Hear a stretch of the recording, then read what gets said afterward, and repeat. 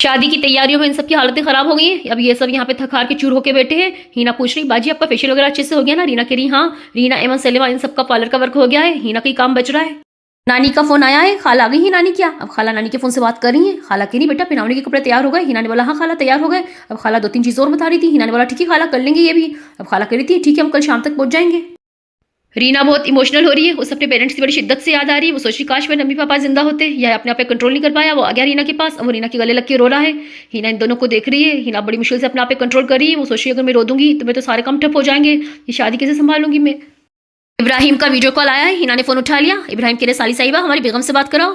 हिना कह रही अब आपकी बेगम से तो कल ही बात होगी। इब्राहिम कह रहे क्या? हिना ने बोला हाँ कल आ तो रहे आप इंडिया, फेस टू फेस बात करिए अपनी बेगम से। इब्राहिम कह रहे ये क्या बात हुई हिना?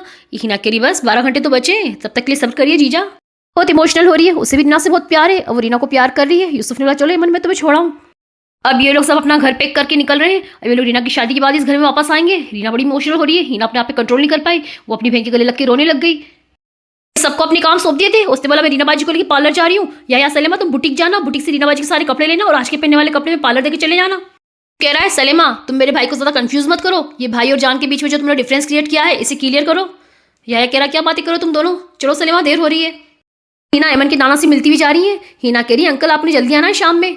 अंकल रीना को दुआएं देने, बेस्ट विशेष देने उसकी आने वाली जिंदगी के लिए। हिना कह रही है अंकल अब शादी तक एमन हमारे पास ही रहेगी, आप उसकी फिक्र मत करना।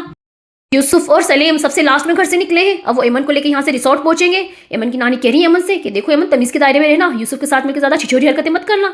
या और सलेमा पहुंच गए बुटीक पे। या कह रहा है सलेमा से, सलेमा अगर यूसुफ वाला सवाल मैं तुमसे करूँ तो तुम बुरा तो नहीं मानोगी? सलेमा ने बोला क्या? या ने बोला यही भाई और जान के बीच में मैं कौन हूँ?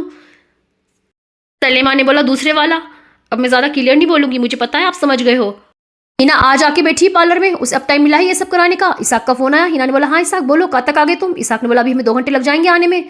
तुम एक काम करो अज़मा आपी आ गई एयरपोर्ट पे, तुम जाके उन्हें पिक कर लो। हिना ने बोला इसाक अज़मा आपी अकेली आई हैं क्या? अगर वो अकेली आई तो मैं जाके उन्हें पिक कर लेती हूँ। अगर उनके साथ उनके हस्बैंड भी है तो मैं यहाया को पहुंचा दूँ? बोलो मैं यहाया को पहुंचाऊँ कि खुद जाऊँ? ने बोला हाँ उनके हस्बैंड उनके साथ है, तुम यहाया को पहुंचा दो।